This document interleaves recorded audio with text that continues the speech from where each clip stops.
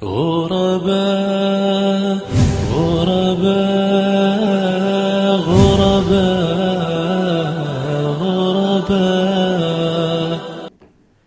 بسم الله الرحمن الرحيم إن الحمد لله نحمده ونستعينه ونستغفره ونعوذ بالله من شرور أنفسنا ومن سيئات أعمالنا من يهده الله فلا مضل له ومن يضلل فلا هادي له وأشهد أن لا إله إلا الله وحده لا شريك له وأشهد أن محمدا عبده ورسوله أما بعد فإن أصدق الحديث كتاب الله وخير الحدي حدي محمد صلى الله عليه وآله وسلم وشر الأمور محدثاتها وكل محدثة بدعة وكل بدعة ضلالة وكل ضلالة في النار رب اشرح لي صدري ويسر لي أمري واحلل عقدة من لساني يفقه قولي.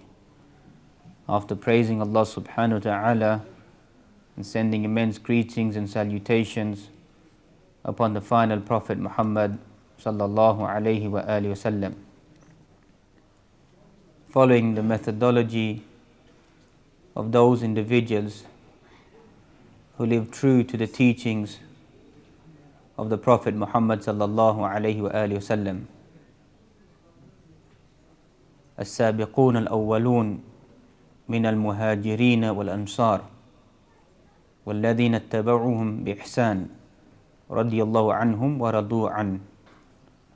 The first and foremost of those individuals who believed, who submitted, from amongst the Al-Muhajirun wal-Ansar, and those who follow them in goodness. Allah subhanahu wa ta'ala is pleased with them and they are pleased with Allah subhanahu wa ta'ala. Likewise, Allah subhanahu wa ta'ala mentioned about them, subhanahu wa ta'ala, لَقَدْ رَضِيَ اللَّهُ عَنِ الْمُؤْمِنِينَ إِذْ يُبَايِعُونَكَ تَحْتَ الشَّجَرَةِ فَعَلِمَ مَا فِي قُلُوبِهِمْ. Indeed, Allah subhanahu wa ta'ala is happy with those individuals who gave the pledge underneath the tree. فَعَلِمَ مَا فِي قُلُوبِهِمْ. Allah subhanahu wa ta'ala knew what was inside their hearts, inside their chests. هذه تزكية من الله سبحانه وتعالى. This is a testimony, a purification for these individuals from Allah subhanahu wa ta'ala to praise these individuals. Likewise, we find the Quran tells us that those who go against the path of these individuals, وَمَنْ يُشَاقِكِ الرَّسُولِ مِنْ بَعْدِ مَا تَبَيَّنَ لَهُ الْهُدَى وَيَتَّبِعْ غَيْرَ سَبِيلِ الْمُؤْمِنِينَ نُوَلِّهِ مَا تَوَلَّى وَنُصْلِهِ جَهَنَّمَ وَسَاءَتْ مَصِيرًا. Whoever contends with the messenger, differs with the messenger, after the truth, the guidance has been shown to that individual, وَيَتَّبِعْ غَيْرَ سَبِيلِ الْمُؤْمِنِينَ, and follows a path other than the way of the believers. مَنِ الْمُؤْمِنُونَ. Who are the believers?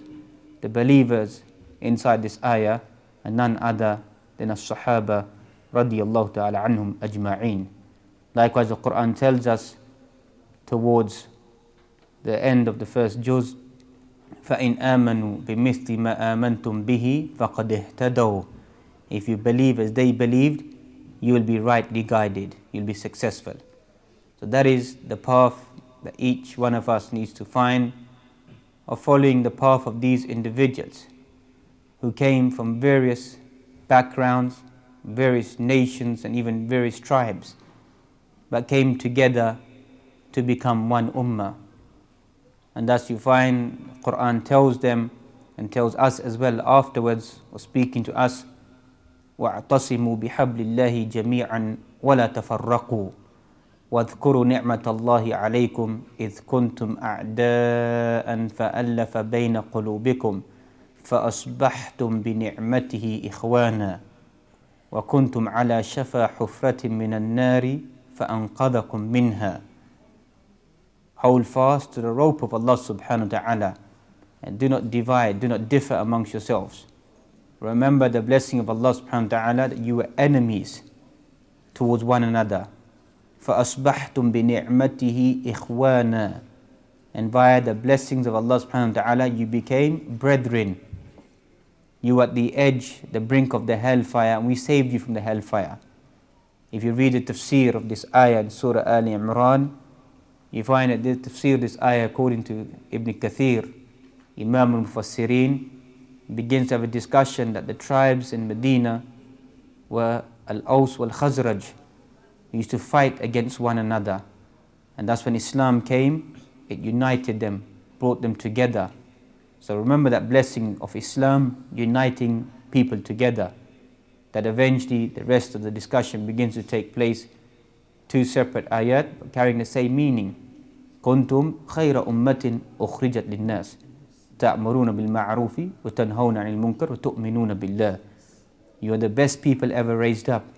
You order the good and you forbid the evil. You believe in Allah subhanahu wa ta'ala. Likewise we find the same surah, وَلْتَكُمْ مِنْكُمْ أُمَّةٌ يَدْعُونَ إِلَى الْخَيْرِ وَيَأْمُرُونَ بِالْمَعْرُوفِ وَيَنْهَوْنَ عَنِ الْمُنْكَرِ. Let there rise amongst you a group of people who order the good and forbid the evil. Who are these people ordering the good and forbidding the evil? Before we begin to look at our own selves or the Muslim Ummah today, these ayat are primarily talking about the companions. They are the first and foremost, that whenever the Quran praises a group of individuals, then we find, according to the principles of tafsir, that these ayat are talking directly, primarily about the believers, the real believers being the companions. When you hear such ayat in the Quran, إِنَّ الَّذِينَ قَالُوا رَبُّنَا اللَّهُ ثُمَّ اسْتَقَامُوا تَتَنَزَّلُ عَلَيْهِمُ الْمَلَائِكَةُ أَلَّا تَخَافُوا وَلَا تَحْزَنُوا وَأَبْشِرُوا بِالْجَنَّةِ الَّتِي كُنْتُمْ تُوعَدُونَ. إلى آخر الآيات that we find. إِنَّ الَّذِينَ قَالُوا رَبُّنَا اللَّهُ ثُمَّ اسْتَقَامُوا. Those people who say, our Lord is Allah subhanahu wa ta'ala, remain steadfast upon that. And you find indeed the angels come down upon them and say, no fear, no grief be upon you. These ayat once again are talking about the believers. The beginning of Surah Al-Anfal that we find talking about those believers who believe in Allah subhanahu wa ta'ala. And you find that when they remember Allah subhanahu wa ta'ala, وَجِلَتْ قُلُوبُهُمْ وَإِذَا تُلِيَتْ عَلَيْهِمْ آيَاتُهُ زَادَتْهُمْ إِيمَانًا وَعَلَى رَبِّهِمْ يَتَوَكَّلُونَ. Those are the individuals, the believers, that when they hear, they remember Allah subhanahu wa ta'ala, وَجِلَتْ قُلُوبُهُمْ, their hearts begin to quiver, begin to shake. And if the ayat recited upon them, زَادَتْهُمْ إِيمَانًا, it increases them in iman. وَعَلَى رَبِّهِمْ يَتَوَكَّلُونَ, and they place their trust upon or in Allah subhanahu wa ta'ala. Once again, who are these individuals? And none other than the believers. أُولَٰئِكَ هُمُ الْمُؤْمِنُونَ حَقًّا. Those are the real believers. So this is a primary understanding that we should all understand, that when the Quran is praising these individuals or praising a group of individuals, it is referring in general to the companions, who, as we mentioned, came from various nations, various tribes, and came together to become the ideal Muslim Ummah, the ideal Muslim generation. خَيْرُ النَّاسِ قَرْنِي ثُمَّ الَّذِينَ يَلُونَهُمْ ثُمَّ الَّذِينَ يَلُونَهُمْ. The best generation is my generation, those that come after it, and then those that come after it. Because primarily, because of this struggling of Iman, the sacrifices. That's the Quran mentions, that those who spent before the battle and those who spent after the battle are not the same. There's a clear distinction between those who strove in the days of Mecca, whereby there's only Iman and Kufr. However, in Medina you find that nifaq, hypocrisy, began to take place. So now there's a third element within the society. But that state, those individuals who strove to the best of their ability are different from those individuals who submitted afterwards. Even though Allah subhanahu wa ta'ala has promised goodness for all of them, all these individuals. So if Allah subhanahu wa ta'ala is selecting certain individuals and praising them for their juhud, for their struggling, for their striving, وَالَّذِينَ جَاهَدُوا فِينَا لَنَهْدِيَنَّهُمْ سُبُلَنَا. Whoever strives in our paths, we will guide them to our paths. So these various individuals that come together to make the initial first Muslim Ummah. Obviously it's going to be very difficult to go and look at all of the sacrifices, but we're going to focus on one specific individual and the journey this individual made, the sacrifices that he made to become a Muslim, and what he offered this Muslim Ummah, and how the Prophet Muhammad began to praise this individual. And as we mentioned, the Quran, based upon the Quran, Ya ayyuhan nasu, inna khalaqnakum min dhakarin wa untha, wa ja'alnakum shu'uban wa qaba'ila lita'arafu, inna akramakum inda Allahi atqakum, inna Allah alimun khabir. O you believe, or O mankind, so here you find khitab, linnas. O mankind, indeed we have created you from one male and one female. And we made you many nations and tribes. For what purpose? Is it to boast over one another? To say my tribe, my lineage, my family has a greater rank over yours? لِتَعَارَفُوا, just لِتَعَاوُن, to get to know one another. Mutual understanding of daily things that concern us. No one should give it a preference over another individual. إِنَّ أَكْرَمَكُمْ عِنْدَ اللَّهِ أَتْقَاكُمْ. The most noble amongst you in front of Allah subhanahu wa ta'ala. What is the criteria that Allah subhanahu wa ta'ala uses to see who is a better individual? Is it the texture of our skin? Is it our language? Is it our culture? Is it our people? The criteria in front of Allah subhanahu wa ta'ala is whoever is the most noble, the most fearing of Allah subhanahu wa ta'ala is elevated in their rank in front of Allah subhanahu wa ta'ala. And if Allah subhanahu wa ta'ala wants, then can place that rank upon this dunya as well, subhanahu wa ta'ala. That is the criteria. And thus you find, if you read through the life of many of the companions, you find that there were those who were elite individuals, who came from noble tribesmen and parties and divisions, and those amongst them who came from the meekly, humble, poor, destitute individuals, and you find that their rank is extolled or raised because of their belief and their conviction primarily in Allah subhanahu wa ta'ala, and then their servitude and their obedience towards the Prophet Muhammad sallallahu alaihi wasallam.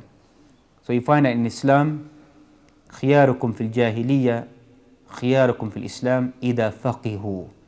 The best amongst you in Jahiliyyah is the best in Islam إذا فقهوا, if the person understands the deen of Allah subhanahu wa ta'ala. So naturally you find that the goodness a non-Muslim may have will inshallah in general lead them towards al-Islam if they are sincere, and thus they will even become a better individual, a good Muslim, if they understand the deen of Allah subhanahu wa ta'ala, which will increase their rank. So here it doesn't mention that a specific group of individuals is better than another individual. Whoever has that understanding of the deen of Allah subhanahu wa ta'ala, that will raise the rank of the individual. And thus you find some ahadith, وَإِن تَأَمَّرَ عَلَيْكُمْ عَبْدٌ حَبَشِيٌّ. Even if you find an Ethiopian, Abyssinian slave, and he becomes your leader, then there is supposed to be a sam'a wa ta'a. There's supposed to be any obedience. Here some of the ulama begin to discuss, is it just a metaphoric speech? Is it to be taken literally? What is the intent? Whatever the dissection of hadith may be, but it's clear. Whoever is placed upon the authority of the Muslims, then that person has to make obedience to that individual, irrespective of the color of their skin, etc.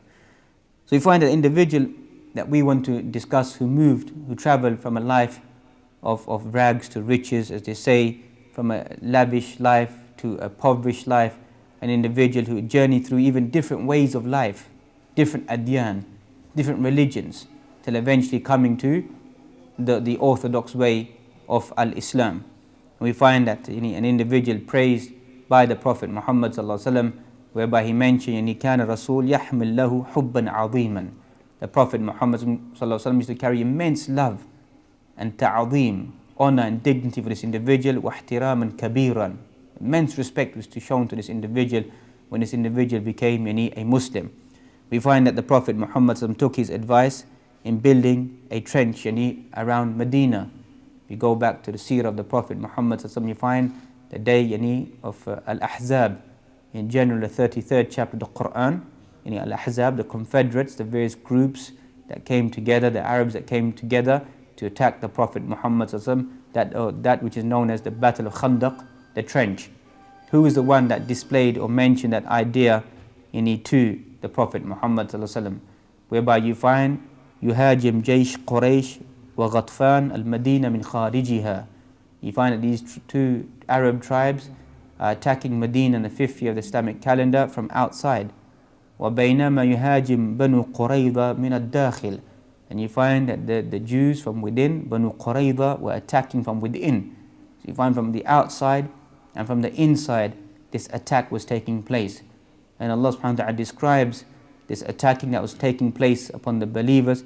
إِذْ جَاءُوكُم مِّن فَوْقِكُمْ وَمِنْ أَسْفَلَ مِنْكُمْ وَإِذْ زَاغَتِ الْأَبْصَارُ وَبَلَغَتِ الْقُلُوبُ الْحَنَاجِرَ وَتَظُنُّونَ بِاللَّهِ الظُّنُونَ هُنَالِكَ ابْتُلِيَ الْمُؤْمِنُونَ زِلْزَالًا شَدِيدًا. When they came from above you, they came from below you. You find that indeed the eyes were full of rage, or full of any anguish or fear, and the hearts reached all the way to the top of the throat. Thus describing the scene. And what happened to these individuals, that some of them began to think, وَتَظُنُّونَ بِاللَّهِ الظُّنُونَ, began to have doubts about Allah subhanahu wa ta'ala, that maybe we may be left today. But those هنالك ابتلي المؤمنون يعني زلزالا شديدا. This was a station whereby the believers were tested to the ultimate. What did the believers say? هذا ما وعدنا الله ورسوله وصدق الله ورسوله. This is what Allah subhanahu wa ta'ala promised us, and Allah and His Messenger have been truthful. So this whole station, this iman, didn't make them fall to lose or their iman to waver. This increased their iman, knowing that this is something that Allah and His Messenger have promised, and it will take any place, any upon us. Just like we find Musa alayhi salam, when the river is in front of him, or the Red Sea is in front of him, and behind him is the whole army of Fir'aun. What do the people say? قَالُوا إِنَّا مُدْرِكُونَ. They said, مُدْرَكُونَ, we're going to be mudrikun, we're going to be overtaken. قَالَ كَلَّا إِنَّ مَعِيَ رَبِّي سَيَهْدِينَ. Say, nay, indeed it means my Lord, He's going to rescue me, He's going to deliver me. So real believers are those individuals.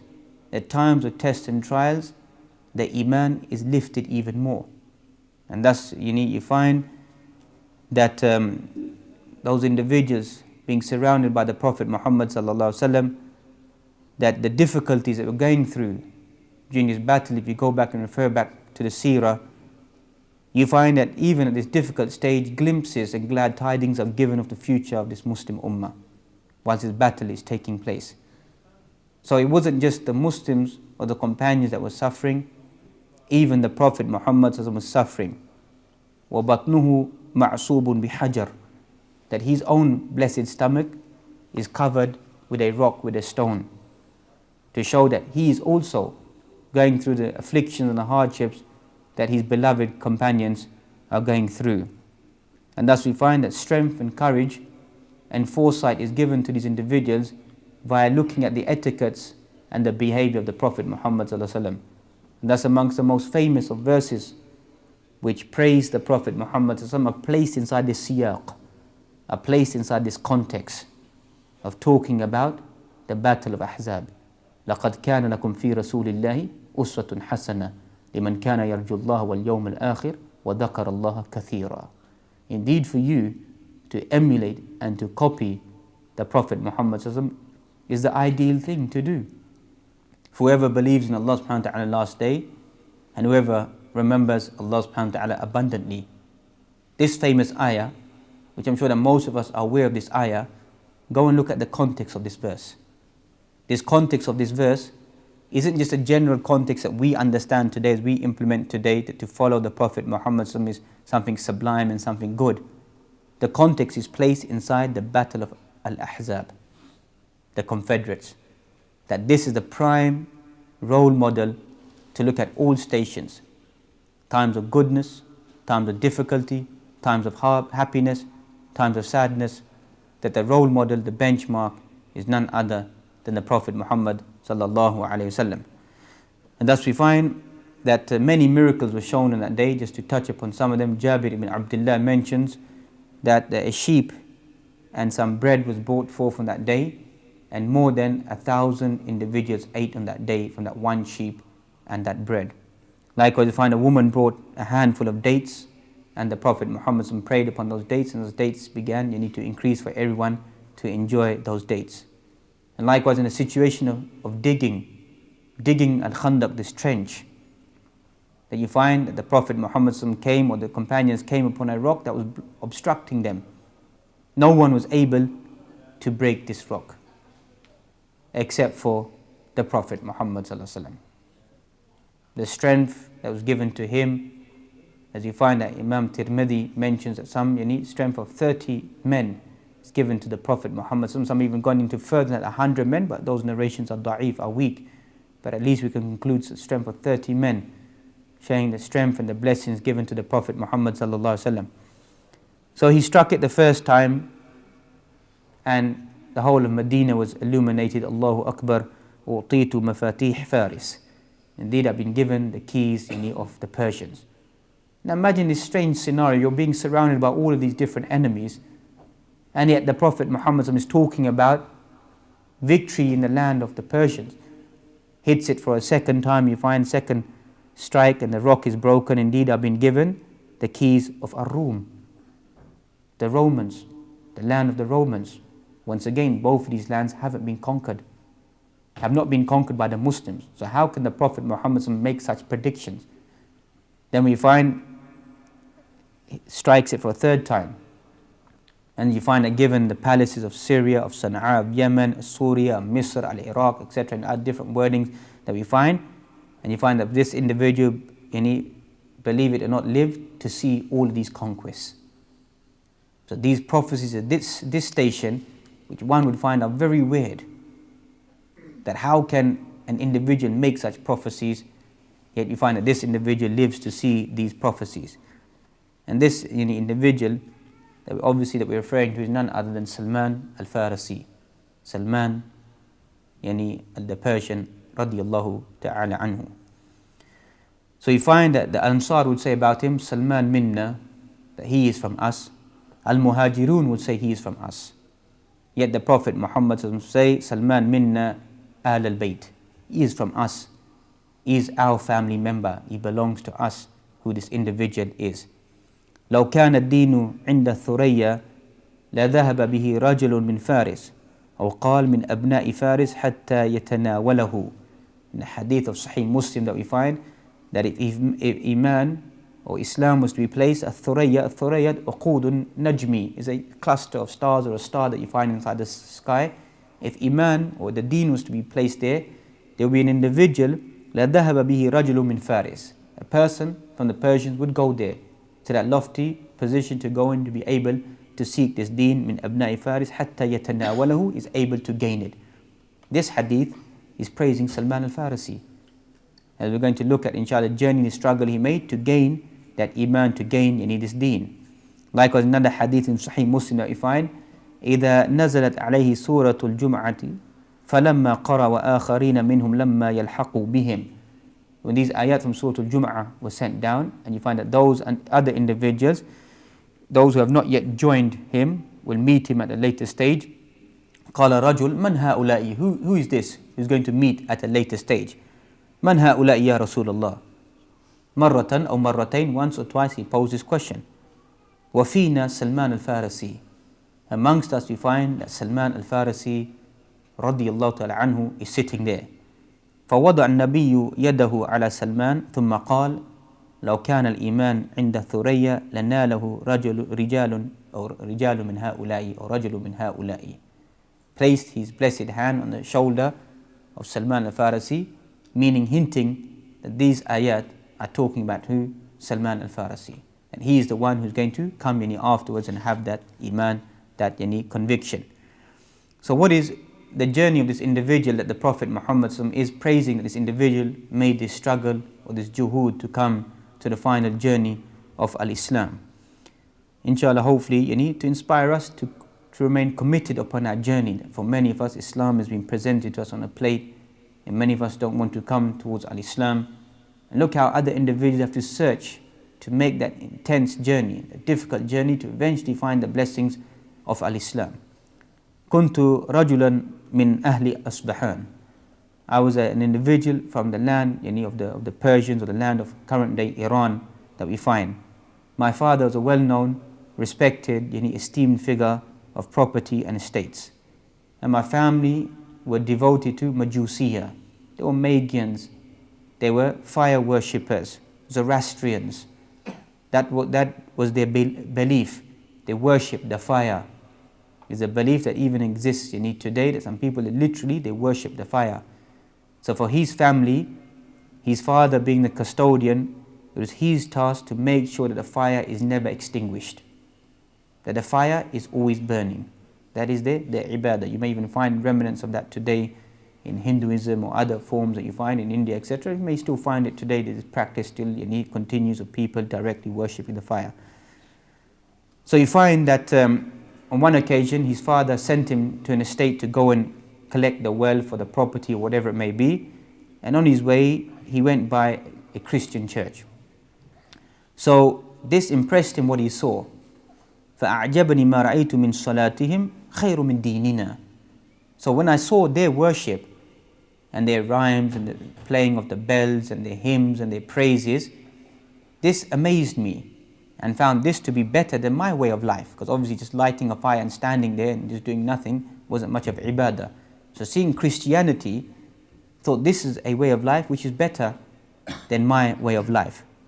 So yes, there may be spirituality, there may be humble worship, there may be devotion, there may be hymns, there may be good feeling and healing, etc. But there are still many aspects which are missing inside the way of Christianity. There is still a lot of corruption and a lot of tabdeel and tahrif and change of the pure deen that was sent down upon Isa ibn Maryam alayhi salam. So he inquired, what is the origin of this faith?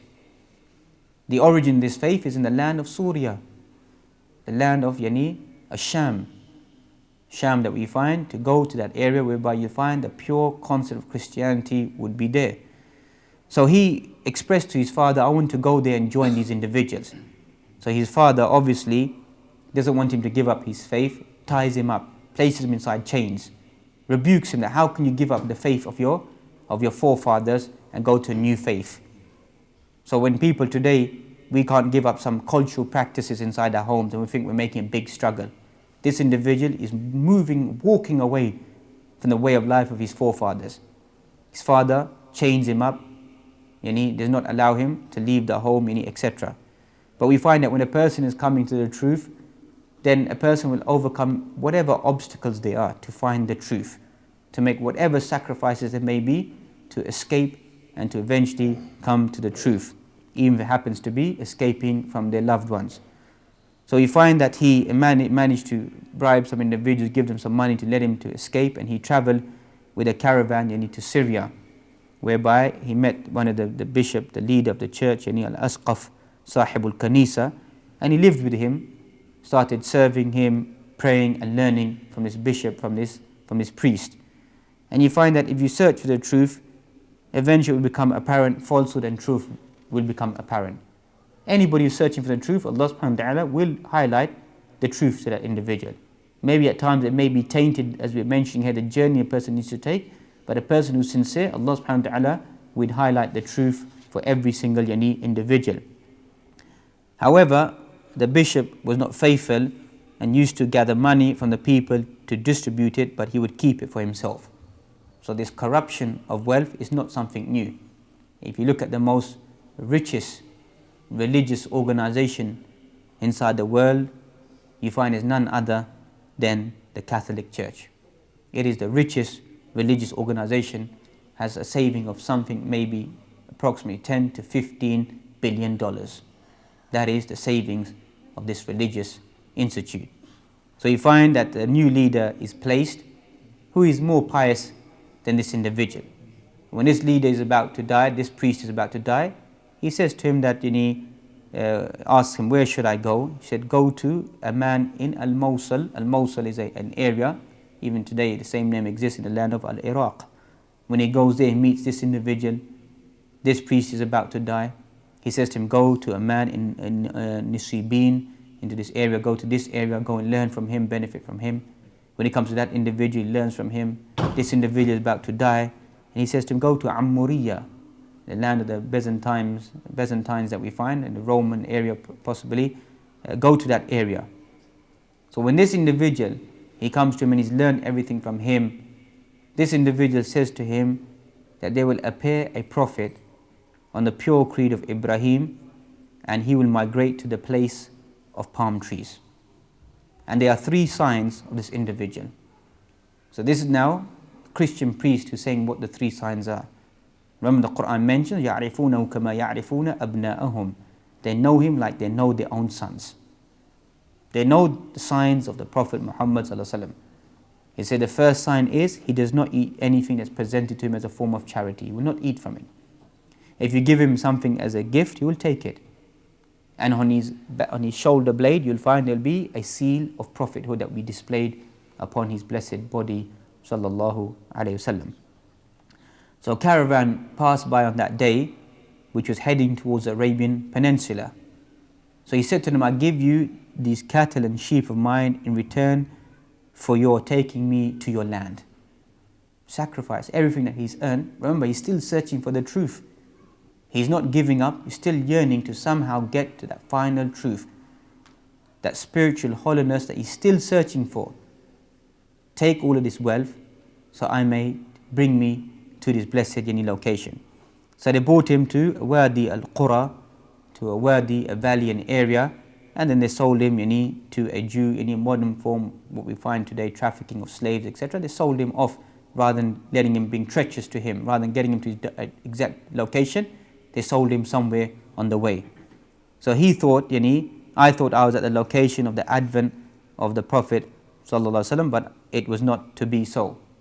I was brought by a Jew, eventually from Banu Qurayza, and then he came to Medina. So even when he got there first, he wasn't at the right location. He thought he was there. And later on, as we mentioned, the first tribe, Banu Qurayza early on, that lived in Medina, on the outskirts of Medina, he was bought as a slave by one of these individuals, and then he was brought into Medina. And one day, whilst he was on top of the palm tree, his task was to take down the dates, etc., and bring it down, being treated as a common slave. He heard his master and cousin discussing the advent or the appearance of the Prophet Muhammad sallallahu alaihi wasallam.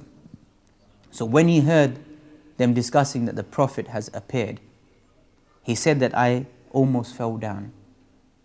Because just hearing this, imagine all his life he's been searching to come to this individual. And he's about to collapse. Something overcomes him, so he climbs down. So obviously when he comes down, the master sees him coming down. It's not your time to come down. And the master slaps him and tells him to return back to your work. Get on with your work. What do you have to do with this discussion? Why are you taking a break? Why are you coming down for now? So Salman al-Farisi, he continues with his task of what he's doing. But at nightfall, he slips away and he wants to go and meet the Prophet Muhammad sallallahu alaihi wasallam. So he offered him some food as charity. The Prophet Muhammad sallallahu alaihi wasallam did not eat it. He said to the people, Kulu Bismillah, eat in the name of Allah subhanahu wa ta'ala. He refused to eat it because it was given as a charity. Then the next day he offered him food as a present. And he accepted it and he ate with him. Then you find that the Prophet Muhammad was returning from a burial and he had 2 garments over him, one which was carrying upon his shoulder and the other that he was wearing around him. And you find that he bent to see the mark, the upper part of his back, to see the seal of prophethood, the size of a pigeon's egg, as some of the ulama of seerah have mentioned. So the Prophet Muhammad knew, obviously he'd been given an insight into many things. He uncovered his shoulder to show Salman al-Farisi that this is what you are looking for. So he said that I staggered towards him and I began to kiss him and I began to weep. That this is the individual that I've been searching for all my life. When I became a Muslim, his slavery prevented me from taking part in the battles of Badr and Uhud. So what could he do? So he advised that go into terms with your master for him to set you free. So he carried on working, etc., till eventually companions assisted him with wealth, etc., and Allah subhanahu wa ta'ala freed him from the concept of bondage, of being a slave, made him a free individual. This is how the Muslim society is. That at times this type of social work very rarely exists, that people who do become Muslims, how many times do we create an avenue, an environment to help them, That's part of the struggle as well. There's many Muslims who make that journey, become Muslims, but then afterwards there's no one to take care of them. And sometimes it could be, wallahu alam, more easier to convince a person than to take care of a person afterwards. Wallahu alam, that's a general understanding that I found in my small experience of life, that taking care of people afterwards is a lot more difficult than to initially to encourage them to take the steps of Islam. So we find that all of that, he was told, crystallize all those who troubled him, the Banu Qurayza, the conquering of lands, everything was crystallized in front of him. Everything that he'd heard, everything that the Prophet Muhammad mentioned, all that came clearly in front of his eyes. So you find a great flourishing of his life, richness, again, yet a simple, simplistic individual. Did not fill his life with the riches of this world, his soul, his spirit with riches. Kept his soul simple. That was a key element of many of the companions, that even when they did gain so much of the dunya, you find them being simple individuals, a simple life. The wealth did not distract them.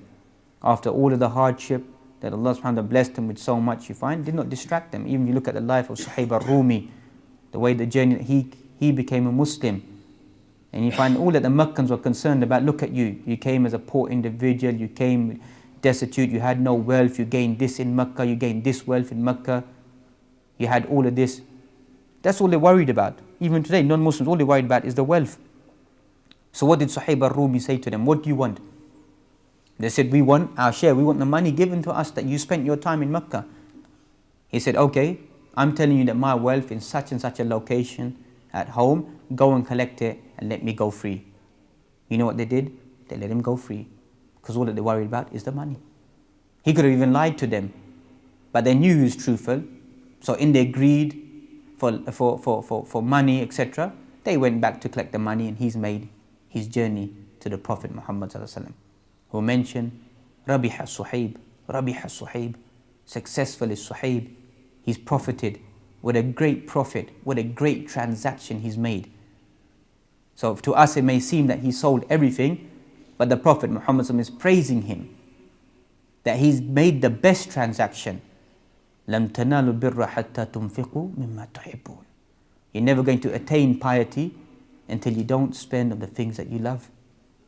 وَمَنْ يُوقَ شُحَّ نَفْسِهِ فَأُولَٰئِكَ هُمُ الْمُفْلِحُونَ. Whoever removes the greed from within themselves, that is the most successful individual. Ya ibn Adam, anfiq, unfiq alayk. O son of Adam, spend, and I will spend upon you. What is it, most of us, that we fear? It's poverty, isn't it? Loss of wealth. But if we really deeply believe that Huwa Razzaq, He is the provider, He is the sustainer, He is the nourisher. But obviously, once again, it goes back to a lack of our conviction today in comparison to those individuals. A lack of our struggle today in comparison to those individuals. A lack of our perseverance in comparison to those individuals. That's how simple it is. Allah subhanahu wa ta'ala, and if it's possible to use such words, has not changed. Sunnatullahi ala al-ard wa fi as-sama. Sunnah of Allah subhanahu wa ta'ala upon the earth and in the heavens, or above the heavens, is the same. Whatever Allah subhanahu wa ta'ala promised us, Ya ayyuhalladhina amanu in tansurullaha yuthabbit aqdamakum, or you believe in tansurullah yansurkum wa yuthabbit aqdamakum, or you believe if you help Allah subhanahu wa ta'ala, Allah subhanahu wa ta'ala will help you and make firm your feet. Allah subhanahu wa ta'ala will send down angels to protect you, to aid you, to assist you. So what has changed? Has the promise of Allah subhanahu wa ta'ala changed? Wa'dallahi haqq. The promise of Allah subhanahu wa ta'ala is true. What's changed? Our element. We have changed. That's what it is. Our sacrifices, our struggles have changed. That there no longer are any form, a real form of struggling and sacrificing like these in the individuals. And as you find that it was said that he said to Sa'd ibn Abi Waqqas, I own so many things. Sa'd ibn Abi Waqqas, he said he looked around, all I found was a water pot and a vessel to eat. So he's complaining, I own too many things. Sa'd ibn Abi Waqqas is looking around, what does he own? What is it that he owns that he's complaining about? It's something for us to ponder about. So you find that رحلته طويلة. لكي يحصل على الحق. His journey was a long journey to come to the end result, to discover or to come upon the truth. And our journey doesn't necessarily need to be a long journey, because most of us, alhamdulillah, Islam is right there in front of us. Inna dina inda Allahi al-Islam. The way of life in front of Allah subhanahu wa ta'ala is al-Islam. So we should be quickly embracing that life and not trying to go through a life of struggle to find Islam. Obviously, once in Islam, there will be many struggles. There will be many trials, many tribulations, to see those individuals who are going to be sincere, who are going to be steadfast, going to remain committed. Alif Lam Mim. أحسب الناس أن يتركوا أن يقولوا آمنا وهم لا يفتنون ولقد فتنا الذين من قبلهم فليعلمن الله الذين صدقوا وليعلمن الكاذبين. Do you perceive that you're just going to say you believe and you're never going to be tested? Indeed, we did test the people before you to see those individuals who are the truthful individuals and those who are the liars.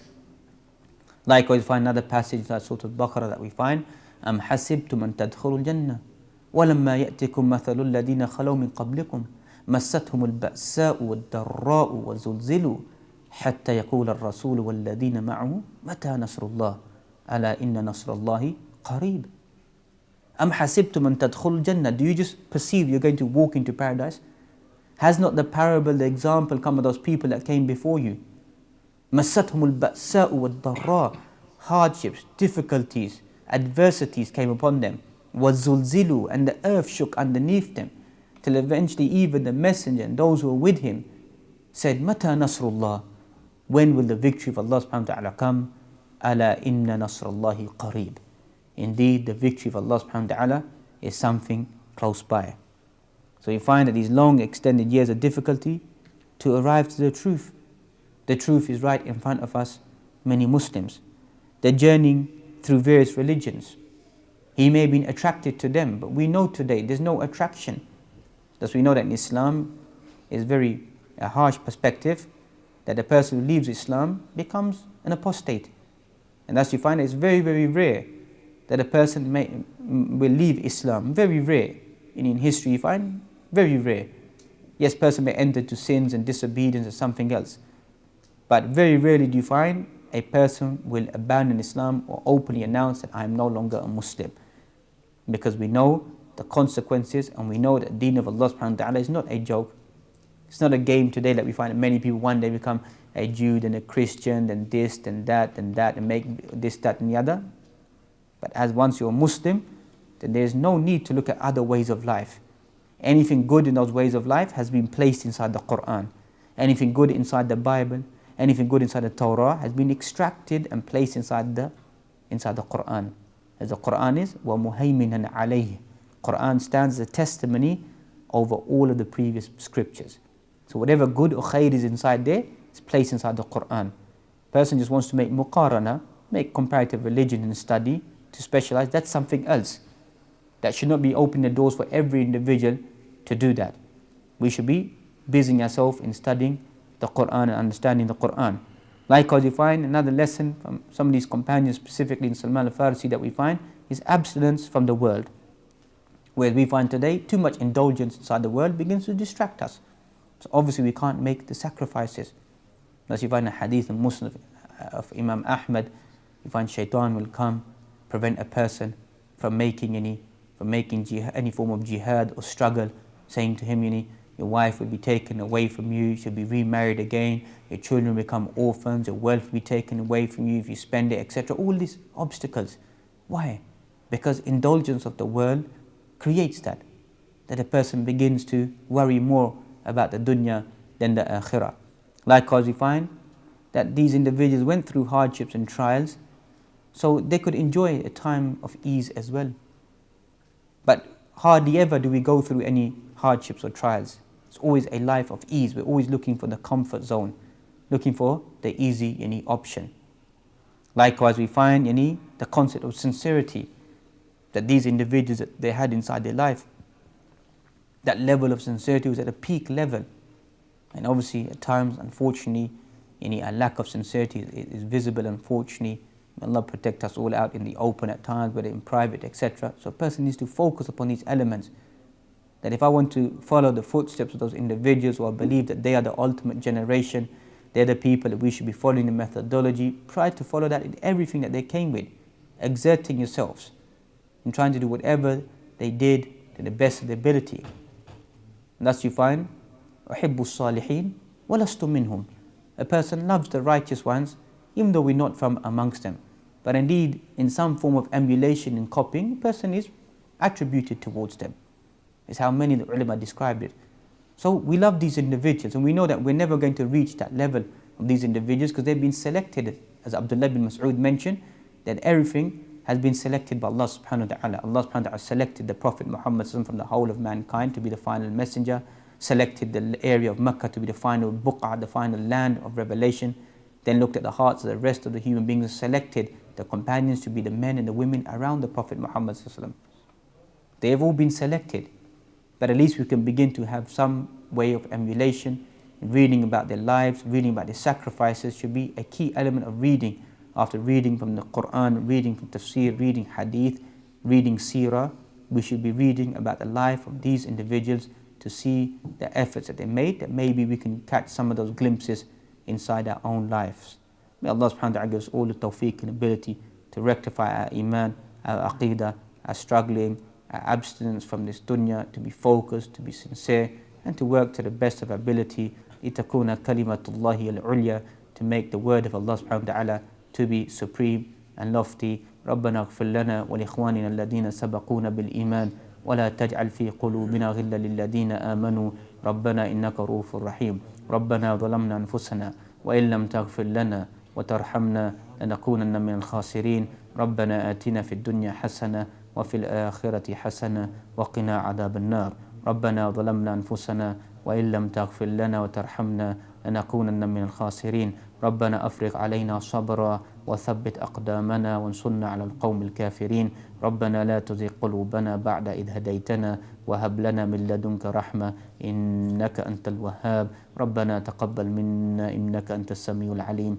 وتب علينا إنك أنت التواب الرحيم سبحان ربك رب العزة عما يصفون والسلام على المرسلين والحمد لله رب العالمين بارك الله فيكم. We must have learned that, Wallah alam, Baz asked a question that if he was from one area and he came there, how do we manage to speak to them? He could have learned the language. Obviously he was a skillful individual, so obviously in his journey he learned, if he went to Syria, the land of Sham, there must have been, Wallah alam, the use of the Arabic language there. So obviously don't think the Arabic language restricted to just the Arabian Peninsula. The Arabic language was spoken to a vast degree in different places. It may have a slight different dialect, etc. So Arabic language was there even before the Prophet Muhammad sallallahu alaihi wasallam. Arabic language was there at the time of who? Ismail alayhi salam, the son of Ibrahim. He learned Arabic language from whom? Banu Jurhum, the tribe from Yemen. That's centuries before the Prophet Muhammad sallallahu alaihi wasallam. Many centuries. Wallah alam, how many thousands, maybe thousands of years ago. So the Arabic language was there, was present. And likewise you find there were 4 prophets in the Mustadrak of Al-Hakim, or if not in the Sahih Ibn Hibban, one of the 2 narrations anyhow, Wallah alam, you find there are 4 prophets who were pure Arabs. The Prophet, Prophet Hud, Prophet Salih, and which other prophet was it? Prophet Shu'aib, and the Prophet Muhammad were pure Arab prophets, spoken pure Arabic language. So Ismail was Musta'arab, he became an Arab by learning the language, but his Arabic was as good as the Arabs. So, Wallah alam, he could have learned Arabic language and mixed with the people. And even today, it doesn't take long, inshallah, to mix with the people and learn the language. Wallah alam. Okay, I'll put this one forward from the sisters. A sister asks, when obtaining knowledge of the Sunnah, if a scholar gives a hadith, do we have to verify that these hadith are authentic by looking in the books of hadith, or do we verify information with another scholar, or do we put our trust the scholar giving the information is correct? أولا, and you have to understand خير الأمور أوسطها, the best of affairs are the middle affairs, based on the Quran. وكذلك جعلناكم أمة وسطا, we made you the middle nation. It is not any obliged or applicable for every single individual to go back and check every single narration. This is shaq. This is something difficult. Person to believe that every time an imam, a sheikh mentions a hadith, that somebody needs to go back and check it and verify it and then we need to act upon it. This is something difficult for an average awam, a person from the general masses, to do.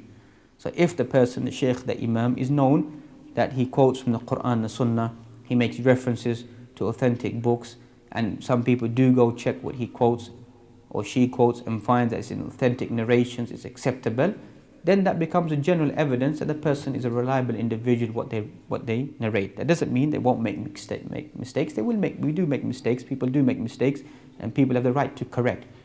That does not mean that the person is to be taken away from their rank of knowledge or their rank of understanding. So if we begin to push that every time someone quotes something, we need to go back and verify it.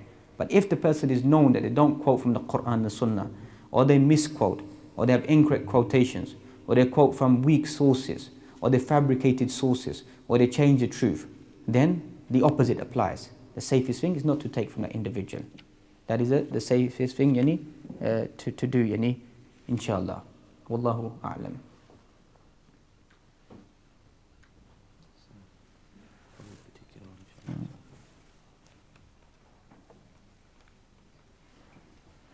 There's some asking a question about pursuing a degree in Islamabad University. I left the university a good 10 years ago. If you go to the website, they didn't have a website when I was there.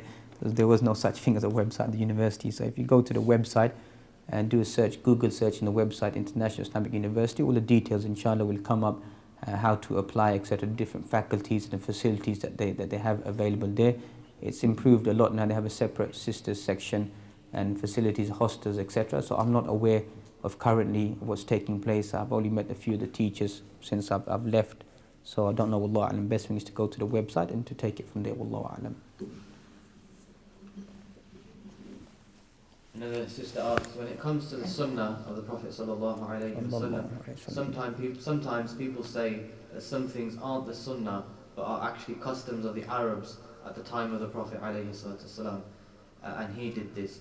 For example, having longer hair, eating with the hands, etc. Is this sunnah regardless of whether it is a custom of the Arabs or not? Here we find a person needs to go back and understand the meaning of the word sunnah according to various fuqaha and ulama mention what is the meaning of the sunnah. In general, if the Prophet Muhammad amara bi shay, if he commanded us to do something, sallallahu alaihi wasallam, so we have to take it. Al-amr yufidul wujub. A commandment of the Prophet Muhammad entails an obligation that we need to fulfill. Person does not do it, fahuwa athim. That person is a sinful individual. So here, eating with the right hand isn't an Arab custom. We will find the hadith, لا تأكلوا بالشمال فإن الشيطان يأكل بالشمال. Don't eat with your left hand. لا تأكلوا, lam للنهي, any prohibition. The lam is not for ta'leel or explanation, it's للنهي, it's for prohibition. So don't eat with your left hand. So this no longer becomes an Arab custom. Whether the Arab custom may have been to eat with one's hands, etc. It becomes irrelevant now. It's irrelevant what the Arab custom is. It is Islamic practice that the person eats with the right hand and does not eat with the left hand. Finish. As for something else whereby the Prophet Muhammad grew his hair at times, he shaved his hair at times, there are no wordings which mention he commanded us to grow your hair. The only thing he commanded us to do is a time of Hajj and Umrah, to shave one's hair and pray 3 times on the individuals who shave their hair. So that becomes more rewarding. So this becomes a custom now. So anything which has a commandment and there is no exception, there is no qarina, there is no exception to it, then the person takes that as a commandment that the person needs to implement, irrespective of whether it happens to be an Arab custom or not. The Arab custom was what at that time? To grow their beards. Now using this logic, that what should a person have done at that state? Should a person have grown their beard or shaved their beard? Using this logic, what should be done? What's the answer? What should be done according to the logic here? Shave the beard, isn't it? Because the Arab custom is to grow it, then the Prophet Muhammad will come and just tell us to do what? To go against them. But because they're following the natural fitrah, or they're following the original sources of Ibrahim alayhi salam, or of Musa alayhi salam, then they're praised for that action. So this mantiq, this logic is a dangerous one, that everything is a custom. Everything is not a custom. There's many things inside Islam that maybe people are doing it at a customary methodology, or doing it because of their influence of Islam or living with Islam, they begin to do it. They are rewarded for it, meaning that Muslims who do it will be rewarded for doing this action. They may be rewarded, they may not be rewarded, but they're following the natural fitrah. So we should try to follow the natural fitrah follow the natural teachings, the commandments, wherever the Prophet Muhammad told us to do something, we should try our best to implement it. فَاتَّقُوا اللَّهَ مَسْتَطَعْتُمْ. Fear Allah subhanahu wa ta'ala as much as you can. If there's clearly something which is sunnah, ulama have discussed and mentioned this is only a recommended action, etc. A person then at that stage can leave that action or only do that action when it is applicable. But remember the golden rule, anytime you find a prohibition or a commandment telling you to do something, then the safest view is to implement that. Wallahu a'lam.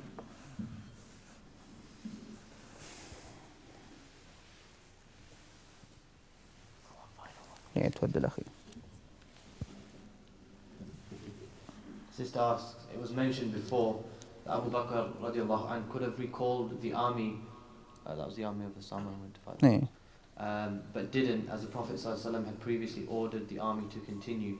To what extent can the Khalifa change the practices of the Prophet ﷺ? Here we find that this practice of Abu Bakr radiallahu ta'ala anhu is completing the sunnah, the commandment of the Prophet Muhammad. He gathered Usama bin Zayd at the age of 19, 20 to go out and lead this expedition. You find some of the companions not happy, other people complaining, his lack of expertise, his lack of skill, his lack of abilities, he's immature, whatever it may be, wallahu a'lam. But the Prophet Muhammad selected him. Khalas, ma fi niqash, no discussion. So Abu Bakr, knowing that this was something that the Prophet Muhammad had instilled and wanted to do, he fulfilled that. So he's not going against the commandments of the Prophet Muhammad, he's completing it. Likewise, we find Salatul Taraweeh, that the Prophet Muhammad wanted to bring people, brought them on the first night, they prayed behind him, second night became more, the third night became more, the fourth night he didn't come out, lest it may become an obligation. So once the Quran was completed, Sunnah was completed, Umar did what? He revived the people back to that essence. And even if it happens to be an action which, let's say we use the word linguistically, seems to be contradictory to the Sunnah of the Prophet Muhammad, even though it never will be, you find the hadith, يعني عليكم بسنتي وسنة الخلفاء الراشدين المهديين عدوا عليها بالنواجذ. Upon you to follow my sunnah and the sunnah of the rightly guided khulafa. Hold fast to it with your firm teeth. So this hadith becomes a precedence that if at times they do say certain actions, then it becomes acceptable. But obviously one needs to understand the fiqh of certain actions that they do. When Uthman ibn Affan radiallahu anhu requested another adhan should be given for Salatul Jum'ah, because while people were busy, etc., that adhan was given where? In the marketplace. So people could hear that adhan and get prepared and come to the masjid. Now does that second adhan or the first adhan, does it apply now? And even if it does apply, based upon this understanding, you should be giving that adhan where? In the same masjid. Where should it be? Should be out in the marketplace. So his action has a precedence, what he done. Even though on face value may seem he's doing an extra adhan, but he's doing it in another location, becomes something which is acceptable based upon wallahu alam this hadith. But anybody else cannot come and instigate anything, or change anything that the Prophet Muhammad came with, wallahu a'lam. Could you just explain the categories of Tawheed, please? The three categories of Tawheed. Just to explain. Today, brother's asking a question about three categories of Tawheed, maybe trying to check my Tawheed and my belief and my Aqidah. Inshallah, there are three categories of Tawheed that we find. Ulama, بالتتبع واستقراء, from continuous repetitious nature of studying the books, the Quran, you find that in general there are three broad categories of Tawheed that we find. Any ayah inside the Quran talking about Allah subhanahu wa ta'ala will either be talking about the rububiyyah of Allah subhanahu wa ta'ala, the lordship of Allah subhanahu wa ta'ala. We find ala lahul khalqu wal amr, to Allah subhanahu wa ta'ala belongs the creation and the commandment. Allah subhanahu wa ta'ala is the creator, is the sustainer, the provider. The second concept that we find of ubudiyyah or uluhiyyah, of worship, belongs only to Allah subhanahu wa ta'ala. Numerous ayat inside the Quran, قُلْ إِنَّ الصَّلَاةِ وَنُسُكِي وَمَحْيَايَ وَمَمَاتِي لِلَّهِ رَبِّ الْعَالَمِينَ, ila akhir ayat that we find. And thirdly, we find the tawheed of al-asma' wa sifat, the beautiful names and attributes of Allah subhanahu wa ta'ala. This is a whole discussion in itself to go through each one of these and to understand them and to implement them. This is a knowledge which concerns every single Muslim, to study their tawheed, to study their belief, to know what they believe in. And obviously the most important knowledge is knowledge regarding Allah subhanahu wa ta'ala. The Quran tells us, فَاعْلَمْ أَنَّهُ لَا إِلَهَ إِلَّا اللَّهِ وَاسْتَغْفِرْ لِذَنْبِكَ وَلِلْمُؤْمِنِينَ وَلِلْمُؤْمِنَاتِ. Have knowledge that none has a right to be worshipped except for Allah subhanahu wa ta'ala. Likewise, you find at the beginning of Surah Al-Imran, شَهِدَ اللَّهُ أَنَّهُ لَا إِلَهَ إِلَّا هُ وَالْمَلَائِكَةُ وَأُولُو الْعِلْمِ قَائِمًا بِالْقِسْطِ لَا إِلَهَ إِلَّا هُوَ الْعَزِيزُ الْحَكِيمُ. Allah subhanahu wa ta'ala bears testimony, none has a right to be worshipped except for Allah subhanahu wa ta'ala, and the angels and men of knowledge, of understanding. So the most important knowledge for a person to know is the knowledge of Allah subhanahu wa ta'ala, ma'rifatullah subhanahu wa ta'ala, Tawheed, wahdaniyah of Allah subhanahu wa ta'ala. إِنَّمَا يَخْشَى اللَّهَ مِنْ عِبَادِهِ الْعُلَمَاء. Those people who fear Allah subhanahu wa ta'ala are the al-ulama, who know about the names, the attributes of Allah subhanahu wa ta'ala, who know, understand the ayat. وَهُوَ مَعَكُمْ أَيْنَمَا كُنْتُمْ وَاللَّهُ بِمَا تَعْمَلُونَ بَصِيرٌ. Allah subhanahu wa ta'ala watches over you wherever you are, sees you, knows your actions, knows your inner thoughts, etc. And likewise to protect the pure creed in Islam away from any form of tahrif, wala tabdeel, wala tamthil, wala takyif. All the works of ulama, read the works of Aqidatul Wasatiyya, Al-Tadammuriyya, Al-Hamawiyya, Kitab al-Iman, Kitab al-Sharh al-Tahawiyya, that we find likewise modern day ulama explanations of Imam Muhammad ibn Abdul Wahhab, Kitab al-Tawheed, all his shuruhat, Kashf al-Shubuhat, that we find all the works of Al-Qawa'id al-Arba, etc. All these works, person reads all these works in his shuruhat to benefit and to correct their Tawheed and their belief. Wallahu a'lam. Tfaddal akhi. Yeah. I was asking a question, how can a person make ikhlas stronger? Wallahi, ashaddu shay ala al-shakhs, most difficult thing that many of the fuqaha mentioned to rectify is their ikhlas, sincerity. There is no simple answer to that. The person needs to continuously pray to Allah subhanahu wa ta'ala to purify their action, purify their heart, purify their mind. That is the most difficult thing for a person to gain inside their life. Any moments of sincerity are very rare in a person's life, so a person should focus upon that and pray to Allah subhanahu wa ta'ala to give the person tawfiq and ability to be sincere. Some of the ways that some of the ulama mentioned, do actions in secrecy, of reading the Quran, of doing good deeds where people are not there, etc. That will strengthen the person's ikhlas. Likewise, to go out to perform hajj, perform umrah away from people that you know, etc. To be in a state of seclusion, go to state of i'tikaf, the final 10 days of Ramadan, to be away from the hustle and the bustle, all ways, prayer in the night, etc. All ways of make strengthening a person's ikhlas towards Allah subhanahu wa ta'ala. وَمَا تَوْفِيقُنَا إِلَّا بِاللَّهِ سُبْحَانَهُ وَتَعَالَى. Someone said the hand, akhi.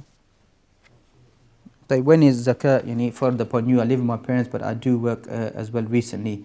We find that here, if the person reads the point of nisab, or the value of zakat, we need to go back and see what the current value is. Once a person goes beyond that threshold and they've saved that money for beyond a year, then they become obligatory, even if they happen to be living with their parents. So if you have your own wealth saved up, then you become obliged to give the zakah. So you need to come back and consult with the imam of the masjid, etc., how much money you have saved up, or maybe to do a search on the various websites to see how much money you have saved up. If it's gone beyond the threshold, then you need to pay the due amount of zakah upon that. If it's been saved up for beyond a year, and any untouched wealth which has not been touched for a whole year becomes eligible for the person to give zakah. Wallahu a'lam.